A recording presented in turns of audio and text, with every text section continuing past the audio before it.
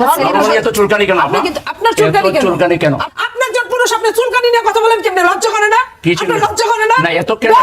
এত কেন? নীলুফার চৌধুরী মনি, থামতে হবে আপনাকে। নীলুফার চৌধুরী মনি, আপনাকে থামতে হবে। আপনাকে থামতে হবে। এই আদব কোথা থেকে শিখছেন? কথা বললেন কেন? আপনাকে দুজনকে থামতে হবে। আপনার আদব নাই দেখে তো চুলকানি বলছেন। আদবের টেক্সটটা কি আপনার? আপনার দৃষ্টি আকর্ষণ করছে। হাসান কাইয়ুম, এই যে ভাগ বাটোয়ারার রাজনীতি, যখন যে দল ক্ষমতায় থাকে সেই দল বিভিন্ন জায়গায় স্থানীয় পর্যায়ে আমরা দেখি এলাকা ভিত্তিক এই যে ত্রিমুখী সংঘর্ষে জড়ানো, ক্ষমতা দখলকে কেন্দ্র করে এবং বিভিন্ন পর্যায়ে জাতীয় পর্যায়ে কি আসলে একই সমীকরণ? বিভিন্ন এই যে তিন দল, আওয়ামী লীগ যেহেতু এখন রাজনীতি করছে না, বিএনপি জামাত, তাদেরও কি আসলে একই অবস্থা যে সমঝোতা রাজনীতি চলছে? এটা তো খুব স্পষ্ট, মানে আপনার এটা হচ্ছে ক্ষমতার সাথে সম্পর্কিত থাকে। জামাত ইসলামী এমনি ব্যতিক্রম মনে হয়, তারা বলতেন যে আল্লাহর আইন চাই, এখন বলেন যে তারা সংস্কার করতে চায়। আল্লাহর আইন চাচ্ছে না, এখন মানুষের যে আইন এটার একটা সংস্কার করে মানবিক একটা আইনের দিকে যাচ্ছে। এই জন্য জামাতকে আমি ধন্যবাদ জানাতে চাই যে, কিন্তু এর সাথে যেটা আয়ত্ত করেছে, কল্যাণ রাষ্ট্রের কথা বলছে, এর সাথে যেটা আয়ত্ত করেছে, ওনারা যেরকম বড় একটা ধরেন জামাতের ইতিহাসে তো আর এত বড় শক্তিমত্তা তো তারা আর কখনো দেখাতে পারে না। এখন যেহেতু তার শক্তি হয়েছে, চাঁদাবাজিতেও সে ধরেন অংশ নেওয়া শুরু করছে। সে ধরেন বিএনপি চাঁদাবাজি করে, এটা ধরেন সবসময় বলে আসছে, এটা সত্য, এটা বলছে, এটা মানে কোনো মিথ্যা কথা না। কারণ বিএনপি পাওয়ারে আসছে, বিএনপির লোকজন মনে করে যে তারা অনেকদিন ধরে নির্যাতিত, অর্থনৈতিকভাবে আসলে অনেক বেকায়দায় আছে, তারা ধরেন অনেকাংশে ব্যাপরও। কিন্তু জামাত ইসলামীকে ক্ষেত্রে মনে করা হয়তো যে ব্যতিক্রম। জামাত ইসলামীকে আপনি দেখবেন যে জামাতের নেতারা যখন আসেন, আমি আরো টকশোতে দেখছি, ধরেন মিরপুর মাজার বাগবাটোয়ারা নিয়ে তর্ক হয়েছে, মারামারি হয়েছে, সেখানে জামাতের যখন আসলে সংশ্লিষ্টতার প্রশ্ন আসে, তখন তারা বলে যে না, এখানে তো আমাদের মিডিয়ার উপর একটা ধরেন অভিযোগ করেন ওনারা, যে মিডিয়া ওনাদেরকে আসলে টেনে আনতেছে, ওনারা নিজেরা ঠিক নাই। কিন্তু আমরা তো ধরেন যুদ্ধর বাংলাদেশ তো ছোট জায়গা, মিডিয়াতে যা আসে, মিডিয়ার পেছনে যা থাকে, মিডিয়া যা বলতে পারে না, তারা জানে, আমরা যারা রাজনীতি করি কিংবা যারা রাজনীতি করেন এই দেশে, তারা জানে। এখন এইটা হয়ে দাঁড়াইছে যে ধরেন কেন্দ্রে বলেন আর স্থানীয় পর্যায়ে বলেন, এইটা নির্ভর করে হচ্ছে যে আসলে কে এইটা এই চাঁদা ক্লেম করার মতো আসলে ওই হোলটা তার আছে কিনা। আমি জানি না, যারা ধরেন শ্যামনগর কেন, পুরো সাতক্ষীরা বেল্টে জামাত ইসলামী হচ্ছে একটা শক্তিশালী সংগঠন, আর এটা আওয়ামী লীগ ওইখানে কোনো শক্তিশালী সংগঠন, বিএনপিও এদের তুলনায় আসলে দুর্বল সংগঠন, যদিও বিএনপি সরকারে আছে, কিন্তু সাতক্ষীরার সরকার আসলে জামাতের। সেই জন্য আপনি দেখবেন যে ভাই যেটা বলছেন যে ওইখানে করে কিনা ওনার খোঁজ নেওয়া, নিশ্চয়ই উনি খোঁজ নিতে পারেন।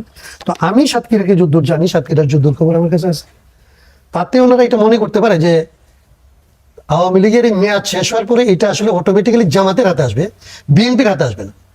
আর এই সুযোগটা যে আওয়ামী লীগ নিতে পারে, যেহেতু বিএনপি এবং জামাতে এখানে ধরেন একটা কনফ্লিক্টিং অবস্থায় গেছে। অবশ্য ভিন্ন কথা বলছেন, আমি যেটা বলি যে একটা এই রাজনীতি জামাত করে না, এটাই বলার চেষ্টা করি। আমি এইটুকু বলে কথাটা শেষ করতে চাই। আমি একটা ঘটনাকে অনেকক্ষণ ধরে অ্যানালিসিস করার কিছু নাই, বিভিন্ন এলাকায় বিভিন্ন রকম করতে পারে, কিন্তু এটা নিশ্চিত যে ক্ষমতার সাথে যদি আপনি থাকেন, ক্ষমতা যদি আপনার এরকম থাকে যে আপনি চাঁদাবাজি করে এই সমাজে টিকে থাকতে পারবেন, আইন আপনার টিকিটা ছুঁইতে পারবে না, আইনকে আপনি আসলে আপনার পক্ষে ব্যবহার করতে পারবেন, তাইলে এইটা জামাত ইসলামীর এগুলির সাথে সংশ্লিষ্ট হওয়ার পরে কিংবা আমাদের তরুণ এনসিপির ধরেন নতুন বাচ্চারা, তাদের এই সমস্ত সংশ্লিষ্টতা প্রমাণ করে যে এই ক্ষমতা কাঠামোর মধ্যে যার হাতেই ক্ষমতা যাবে সেটা কাজটা করবে। এই জন্যই আমরা ক্ষমতা সংস্কারের কথাটা বলছিলাম, যে এখানে কল্যাণ রাষ্ট্র যদি কেউ চায় চিন্তা করে, তাহলে প্রথমত আসলে এখানে ক্ষমতার যে আসলে জবাবদিহিতার ঊর্ধ্বে যে থাকে ক্ষমতা, এই ক্ষমতাকে জবাবদিহিতার মধ্যে আনতে হবে। সেটা না আনলে আজকে জামাত ইসলামী করতেছে, কালকে বিএনপি করতেছে, আরেকজন, আমার দলের যদি এই সামর্থ্য হয় আমার দলও করবে, আমার দলের হয়তো এখন সামর্থ্য নাই, এই জন্য করে না। এনসিপির সামর্থ্য হয়েছে, এনসিপি করে। সো এটা কোন একটা দল কিংবা কোন একটা ব্যক্তি, কোন একটা দল কিংবা ব্যক্তির হিসেবে নিশ্চয়ই আমার দিক থেকে কোনো অসুবিধা না। আমি বলছি জামাতের কেউ চাঁদাবাজিতে ধরা পড়েছে, আপনি যদি বিজ্ঞ রাজনীতিবিদ, রাষ্ট্র সংস্কার করতে চান, সংস্কার করতে হলে প্রবলেমগুলো আপনাকে জানতে হবে। একটা ইনসিডেন্ট আপনার কাছে, একটা ঘটনা আপনি দেখাইতে পারেন? কোনো একটা চাঁদাবাজি 3 মাসের মধ্যে কোনো একটা চাঁদাবাজি, ধরুন বিএনপি যে করে গেল একটা চাঁদাবাজি বলেন, আমি একটা জায়গায় বলেন, আপনি স্পেসিফিক আমি শুধু আপনাকে একটা জিনিস অনুমান নির্ভর বলা না ভালো। জামাত অনুমান নির্ভর আপাদমস্তক চাঁদাবাজির বিরুদ্ধে একটা রাজনৈতিক দল যারা চাঁদাবাজকে কোনোভাবেই প্রশ্রয় দেয় না। আপনি যদি দেখাইতে পারেন, আপনাকে সময় দিলাম, মানে আরেকটা টক শোতে আপনার সাথে আরেকটা টক শো তো আমি এইখানে বসে বাতিন সাহেবের সাথে আমি একটা ঘটনা দেখা, আপনাদের দলের একজন জামাত এই ধরনের কোনো মানে আপনাদের বিরুদ্ধে মিরপুরের যে অভিযোগটা আসছিল,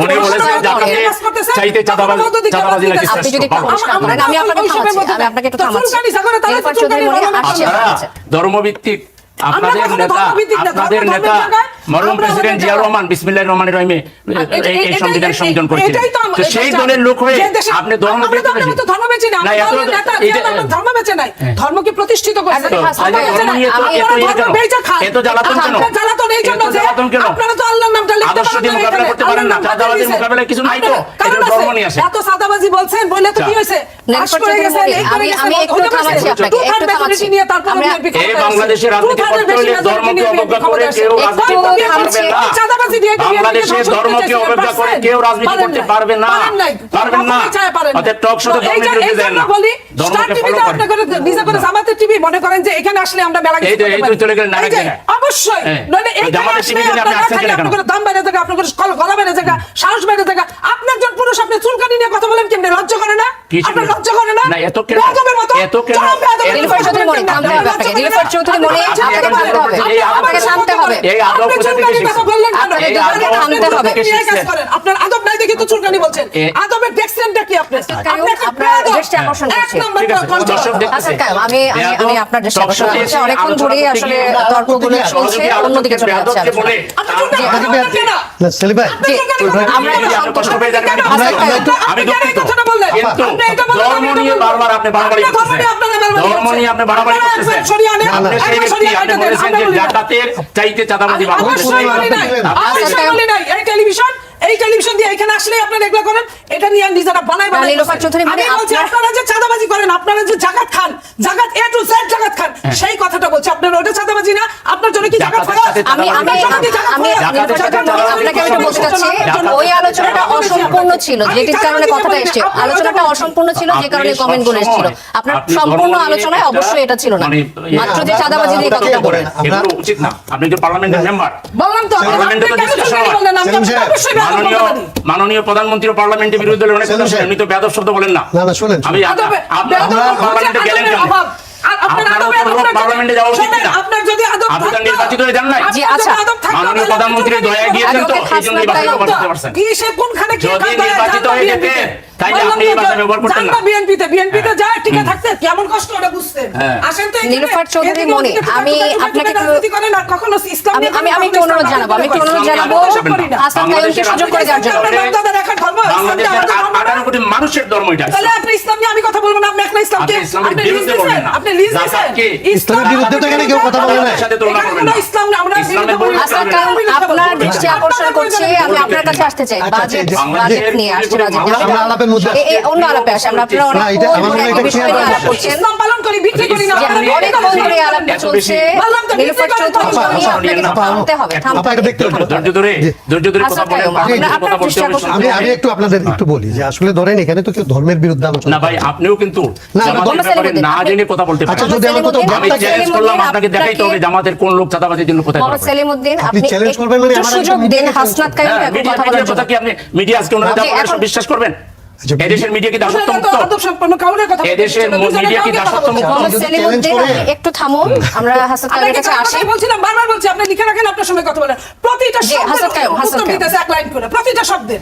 প্রমাণ ছাড়া আসলে রিপোর্টও হয় না, চাঁদাবাজি রিপোর্ট আপনি বারবার যে কথাগুলো বলছেন যে প্রমাণ ছাড়া বলবেন না, প্রমাণ ছাড়া বলবেন না, প্রমাণ ছাড়া তো কথাগুলো আসে না। আপনি যে আপনার কাছে কি ভাগ, প্রমাণ আপনি যে আছে? দখলের না, কথা একটু বলছেন, আমি বলি, আপনি যে দখলের কথা, জি, নিউজ দিয়ে যে এখানে- আপনি যে দখলের কথাটা বলছিলেন, তাহলে আপনি কিসের প্রমাণ? প্রমাণ তো কেউ টকশোতে অবশ্যই এখানে নিয়ে আসে না, প্রমাণের ভিত্তিতে অবশ্যই আদালতে সেটা প্রমাণ হইতে হবে। কারণ এখন এক একটা জিনিস যদি আদালতে যাওয়া পর্যন্ত- আদালত তো অনেক পরের বিষয়।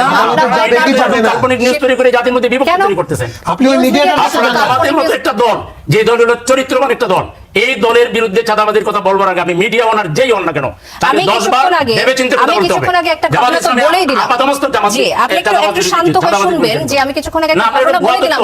আপনি যে কোনো তথ্যকে যদি থানায় মামলা হয়েছে, জিডি আছে, অবশ্যই এটা আপডেট দিতে পারবেন। আমাকে অবশ্যই জি আমাকে দেখান আপনি হ্যাঁ।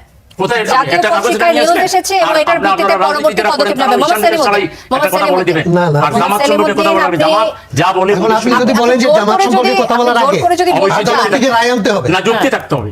আপনি যদি বলেন আদালত থেকে রায় এমন কথা বলবেন না যেটা সম্পূর্ণ আপনি তো মিথ্যাচারের মধ্যে। আওয়ামী লীগকে ছাড়াই দিতে চান। আপনারা আওয়ামী লীগের কথা বলেন এখানে। কথা বললো যেটা নিয়ে চলবে আপনি তো সরকার না, আওয়ামী লীগ সরকারের চলে যান। এই যে রাজশাহীতে জামাত নেতার বিরুদ্ধে মাপ তৈরি করে দোকান দখল করার জন্য যে অ্যারেস্ট করছিল, আপনি দেখেন রিপোর্ট করতেছে কি? আপনি ইউটিউব আপনি পারেন, আপনি শুনেন, আপনি শুনেন, আপনি যে কোনো আপনি পড়ার জন্য চুপ করে থাকলেন। এটা ফেক না এতগুলো কতগুলো আপনি কতগুলো দেখেন, আপনি কতগুলো ইউটিউব আপনি দেখেন কতগুলো আপনি ইউটিউবে যদি সব ইউটিউবে এখন বলতে থাকেন ফেক নিউজ, বিশ্বাস করবেন আমি এটা ইউটিউবে বিশ্বাস করব না। এটা তো পত্রিকা আপনি খবর পারলে টেলিভিশনে একটা থানায় জিডি হয়েছে, খবর বলছি। কাউকে অ্যারেস্ট করেছে, মামলা হয়েছে, চিন্তা পারলে করছেন দেখান। দেখানোর পরে আপনি না, অবশ্যই শুনবে না, আপনি যখন কারো বিরুদ্ধে claim আনবেন, টেলিভিশনে তখন খবরে আমরা এই যে আচ্ছা, কথা স্যার, বলুন, বলুন না। হয় আমরা জিডি উপস্থাপককে দেখাতে হবে, অ্যাড্রেস করে কথা নাহলে বলি। মামলা আচ্ছা দেখাতে হবে, আচ্ছা নাহলে মোহাম্মদ arrest সেলিমউদ্দিন দেখাতে হবে। আপনার এই কথা ফেসবুকের একটু থামতে fake হবে। news আপনি নিয়ে। শুধুমাত্র আমরা ফেসবুক উপস্থাপককে কেন্দ্রিক address না, করে কথা এটা বলি, একটা আমরা নিউজ ব্যক্তিগতভাবে রিপোর্ট, না একটা বলি। ন্যাশনাল এটা মিডিয়া, কিসের নিউজ? একটা কিসের যে কোনো মিডিয়া না, না, যে যখন কোনো কোনো media নিউজ আনে আপনি বলতে প্রমাণ হবে। ছাড়া তারা আপনি রিপোর্টটা আনছেন, আপনি করেন বলতে না। হবে, জি, আপনাকে বলতে আমি হবে। আপনাকে প্রমাণ সহই বলছি যে না, বলেন, সেটা কোন নিউজ? আমি এখন আপনাকে ঘটনা তো দেখাতে পারছি না, কিন্তু আমি তাহলে কেন আপনাকে আপনি এটা নিয়ে ঘটনার কথা আসেন? বলছি। অনুমান নির্ভর জিনিস কেন নিয়ে আসেন? আপনাকে কেন আপনি বারবার বলছেন অনুমান নির্ভর, অবশ্যই কেন এটা অনুমান নির্ভর এই হবে? আপনারা কিছু কেন সাংবাদিকরা অনুমান নির্ভর হবে? আপনারা কিছু সাংবাদিকরা এই যে জাতির কোনো মধ্যে ঘটনা বিভ্রান্ত নিয়ে করেন। প্রশ্ন আপনারা যা করবেন অবশ্যই এখানে একটা জিডি থাকতে হইতো, মামলা বেশ কপি থাকতে কয়েকটি হইতো, জাতীয় একটা পত্রিকায় কিছু নিয়ে নিউজটি আসতেন। এসেছে এবং এটা প্রমাণ আপনি ছাড়া এটি সাংবাদিক- হয় না, এই নিউজটা সাংবাদিক হয় না। জাতির- মোহাম্মদ সেলিমউদ্দিন আপনি শুনছেন না কথা? জি, না, শুনবো বেশ না। কয়েকটি জাতীয় কারণ- পত্রিকায় নিউজটি হয়েছে এবং এটি প্রমাণ ছাড়া না, এই না, নিউজগুলো এই হয় না। পত্রিকার নিউজ,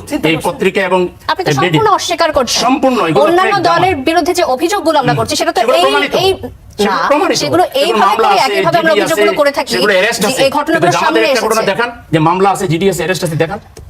নাই, আপনার কাছে নাই, মুখস্থ করে দিয়েছেন। সেলিম সাহেব, যে আচ্ছা, আপনি আমার- যেভাবে আমার কথা আসলে- বলতেছেন, আপনি শুনেন। এই টোনে কিন্তু আওয়ামী লীগও আমাদেরকে বলে নাই।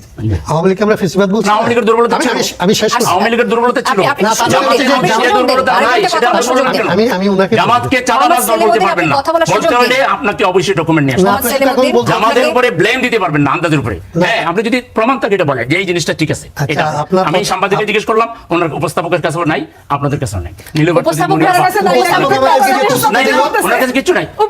আমি বলছি, আপনি দেখান, আমাকে কোনো জিডি দেখান, আমি একটা টিভি আপনি চ্যানেলে কোনো মামলা দেখান, আমি টিভি চ্যানেলে আপনি শো কোনো arrest দেখান। আমি তিনটা পোস্ট বললাম। করছি, যদি arrest না আমি হয়, কোনো কিছু মামলা দেখান, না তাহলে জেনে জিডি তো দেখান। আপনাকে বলতে আসছি না, যখন বিএনপির আপনার বিরুদ্ধে অভিযোগটা উপস্থাপক করা যখন হলো জিজ্ঞেস বিএনপির বিরুদ্ধে করতেছে সমস্ত আমাদেরকে। ঠিক আছে, বিএনপি তো শুনেন, আমার সমস্ত শুনেন। একটা চাঁদাবাজির সাথে জড়িত রয়েছে। উপস্থাপক যখন আমাদেরকে জিজ্ঞেস করতেছে যে শ্যামনগরে অমুক এই ঘটনাটা ঘটাইছে, জি। এটার মধ্যে জামাত ইসলামী, আওয়ামী লীগ, বিএনপি আচ্ছা, আছে। শুনেন। আমি শেষ করি কথাটা, আপনি আবার বলুন। তো তখন কি আমি বলবো যে ভাই আপনি যে রিপোর্টটা আনছেন এই রিপোর্টটা হচ্ছে ফেক? জামাত ইসলামী এমন একটা দল যেই দল কোনোদিনই আসলে এই কাজটা করে না, কারণ আমি এখন পর্যন্ত এরকম কোনো জিনিস আদালতে গিয়ে প্রমাণ হয়েছে এটা পাই নাই। এই কথাটা আমার বলতে হবে নাকি আমি বলবো যে আসলে চাঁদাবাজিটা যেভাবে এই সমাজে তো আসছি আমরা, এই অভিযোগ আপনার এর আগেও আমরা শুনছি। আপনারা যদি এটা বন্ধ করে দিতে চান দুইটা করতে পারেন। এক হচ্ছে বলে দিতে পারেন যে আপনারা যারা টেলিভিশন টক শোতে যান, আপনারা পত্রিকার কোনো রিপোর্টের ভিত্তিতে আমাদের বিরুদ্ধে কোনো কথা বলতে পারবেন না, একটা ফরমান দিয়ে দিতে পারেন।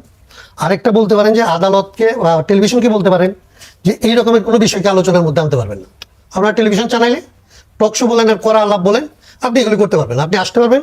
তখন যখন এটা অ্যাপিলেট ডিভিশন কর্তৃক এই চাঁদাবাজি মামলা হইতে হবে, সেটা প্রমাণ হইতে হবে, শাস্তি হইতে হবে, তারপরে অ্যাপিলেট কিন্তু ভাই, ডিভিশন আপনি কনফার্ম করলে প্রতিষ্ঠিত সত্যের বিরুদ্ধে অনুমান নির্ভর কথা বলতে পারেন না।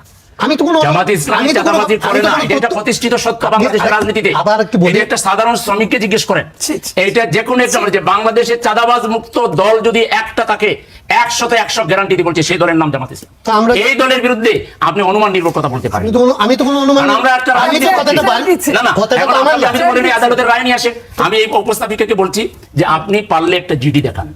ওনার উচিত ছিল উনি যদি আমি- উনি একটা জিডি নিয়ে আসতেন, না হলে একটা মামলা নিয়ে আসতেন, জি, না আচ্ছা, হলে একটা মানে arrest আমাদের নিয়ে আসতেন। talk show-তে উনি আমি আসলে শুধু জানি না এই পত্রিকায় practice-টা একটা আছে news কিনা, আছে, যে জিডির যেখানে copy নিয়ে জামাতের আসা। নাম জড়াই দিয়েছে, এটা ওইখানে এই ফেলছে। প্রবণতা থেকে এখানে আপনি যেভাবে- অভিযোগ আপনি যেভাবে আকারে আমাদের আওয়ামী মুখ বন্ধ লীগ- করতেছেন, সেলিমউদ্দিন, এইটারই শিকার আপনারা সেলিমউদ্দিন। হচ্ছিলেন আওয়ামী লীগের আমলে। আপনাদেরকে আসলে মোহাম্মদ কথা বলতে দেওয়া সেলিমউদ্দিন, হয়নি। আমি একই এই প্রশ্ন ওটা আর এক কথা- জিনিস না। না, না, আওয়ামী লীগের আমি- আমল আর এখন হাসান exist। ভাই, আপনি আমি যেভাবে আপনাকে চ্যালেঞ্জ একটু করতেছেন, থামাচ্ছি। আমি চ্যালেঞ্জ করছি, জি, হাসান ভাই, জামাত আমি আপনাকে ইসলামীর একটু থামাচ্ছি। লোকেরা চাঁদাবাজির আমি সাথে মোহাম্মদ কোনো সেলিমউদ্দিনের সম্পর্ক কাছে নাই। একই প্রশ্ন কিন্তু আমি নীলুফার চৌধুরী মনির কাছেও করেছিলাম যে আওয়ামী লীগ বিএনপি দুই দলেরই সম্পৃক্ততা রয়েছে এই একই ঘটনায়, সেই সাথে জামাতের সম্পৃক্ততা রয়েছে। নীলুফার চৌধুরী মনি তার ব্যাখ্যাটা দিয়েছেন, আমি আপনার ব্যাখ্যাটা শুনতে চেয়েছিলাম অভিযোগের ভিত্তিতে। তো আপনি তো বলছেন যে আসলে জিডির কপি নিয়ে আসতে হবে। এখন আমাকে আসলে হাসাদ খায়ুমের মতো করে চিন্তা করতে হবে যে আসলে বিচার কার্য সম্পন্ন হবার পর হয়তো অভিযোগটা আমি করতে পারবো, না হলে মিডিয়ার আসলে কাজটা কি প্রশ্ন করা। জিডি হয়, মামলা হয়, অ্যারেস্ট হয়, এর কোনোটা হয়েছে কিনা আপনার লোকাল রিপোর্টার দিকে জানবেন। জামাত ইসলামের সাথে কথা বলবেন। আপনি টক শোতে এসে জাতির সামনে ছুড়ে দিলেন জামাত ইসলামের একটা চরিত্রবান দলকে বিতর্কিত করার জন্য, এটা তো জাতি আচ্ছা, কখনো মেনে নেবে আমাকে না।